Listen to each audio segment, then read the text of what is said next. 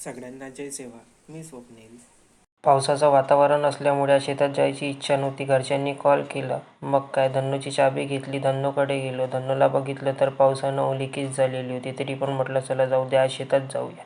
शेतात जायला निघालो. शेतात जायचा रस्ता बघितला तर चिखलाने पूर्ण घाण झालेला होता. रस्त्यात आपले 2 मित्र मिळाले. त्यांच्यासोबत बोलणं केलं आणि समोर निघालो. धन्नूला रोडच्या साईडला लावलं आणि शेताकडे जायचा रस्ता पूर्ण चिखलाने भरलेला होता. मग काय, शेतात येऊन बघितलं तर रोवणं अर्ध्यापेक्षा जास्त निपटलेलं होतं. थोडंफार उरलेलं त्यांनी रोवून घेतलं. पप्पांना बघितलं तर पप्पा पूजेची तयारी करू लागले.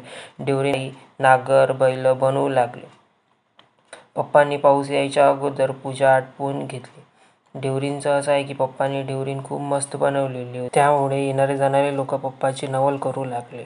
शेवटी बायांनी पेंड्या फेकून रोवण्याची समाप्ती केली. सध्यापुरती इतकंच. Thank you for watching. Stay on for next video.